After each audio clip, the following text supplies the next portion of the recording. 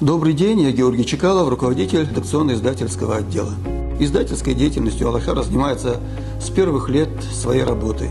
За это время выпущено более 40 наименований различной литературы. Это и научные труды, и художественные произведения, и методические пособия, периодические издания и печатная продукция для детей. Издательская деятельность осуществляется как на средства, выделяемые президентом организации Мусвоих Абалевичем Экзековым, так и на гранты и субсидии, которые мы получаем из федерального и регионального бюджета.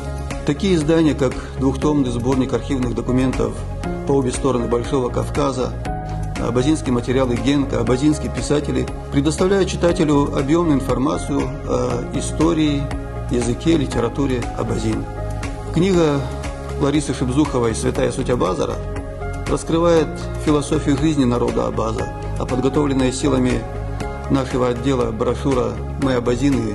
Традиции человечности» учит детей духовным ценностям и традиционным нормам поведения абазин. Издаваемую литературу мы распространяем бесплатно, передаем библиотекам, образовательным учреждениям.